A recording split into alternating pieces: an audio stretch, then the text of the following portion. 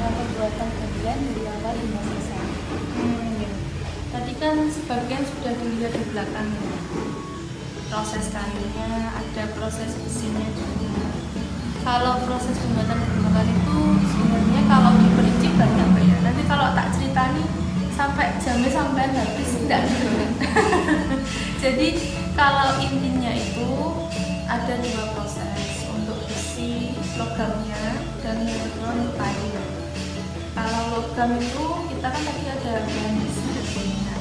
Nah itu prosesnya dibentuk dulu. Awalnya itu lempengan, masih seperti lembaran gitu. Lalu dibentuk supaya bentuknya seperti gamelan. Nah kalau sudah nanti disambung, digabungkan, dirakit, istilahnya dirakit ya. Terus sampai bentuknya jadi. Nah setelah itu masih dibersihkan dulu, dicat dulu kalau dari besi. Setelah itu baru finishingnya ditata. Bagian kayu itu begitu nanti Mbak. Jadi masih kayu batangan seperti itu, masih blok-blok gitu atau lembaran. Kita bentuk dulu sampai bentuknya itu seperti kerangkanya ini ya misalnya ya. Lalu setelah itu diukir. Setelah diukir nanti masuk ke proses pengecatan, terus finishing dan lain sebagainya. Masih banyak. Intinya seperti itu sampai ke finishing.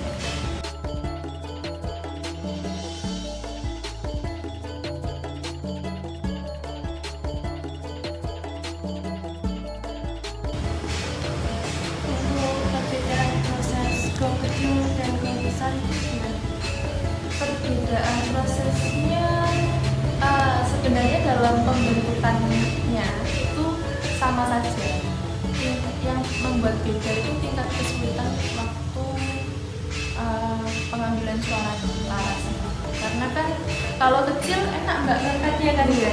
Nanti semakin besar kan ini dicantol nanti ngelepas lagi.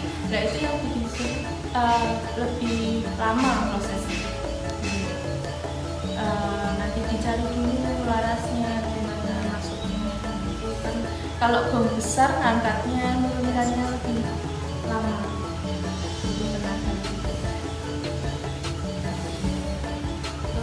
Ini kan kalau kita ini misalnya udah turun juga. Itu buat Mbak Belinda yang masih muda meneruskan usaha ini tuh gimana caranya itu Mbak? Iya. Jadi kebetulan saya ini generasi keempat, angkatan keempat lah ya. Kalau di organisasi itu generasinya keempat saya.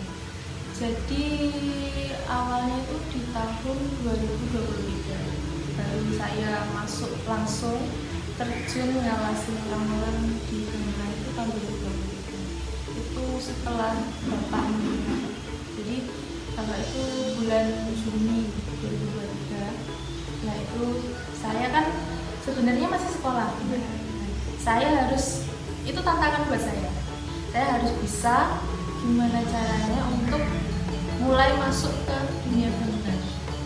Juga saya juga harus ada tanggung jawab di kuliah saya. Saya harus gimana caranya biar bisa manage orang-orang di sini. Kalau nanti nunggu saya lulus kelamaan enggak, ya kan? Masa mau stop gitu kan? Iman-iman. Kalau orang-orang bilang itu eman. Kalau mau nunggu 1 tahun saya lulus dulu baru diteruskan nanti gimana? Kasihan yang pekerja juga. Akhirnya saya ya wajib terjun. Jadi mulai saya belajar itu harusnya saya bisa belajar dengan bapak. Seandainya saya ingin enggak, seandainya saya ingin masuk ke gamelan, waktu itu saya harusnya bisa belajar langsung ke bapak saya kan. Akhirnya saya harus belajarnya dari karyawan, saudara-saudara.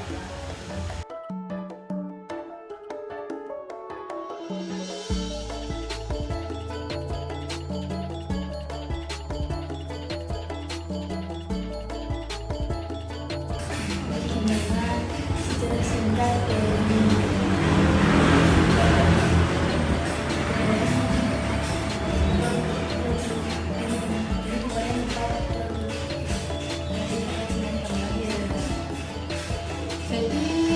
dengan gamelan musik laras ini adalah suatu tempat produksi gamelan yang ada di desa Nyepi, Jawa Barat, yang awalnya itu dimulai dirintis tahun 1950. Itu sekitar 59 tahun itu. Dan dulu mulanya juga tidak sebesar itu. Masih produksi rumah-rumahan, kecil-kecilan. Terus kan seiring berjalannya waktu, akhirnya sampai saat ini banyak masyarakat sampai sudah tahun 50-an itu sampai berapa tahun sudah.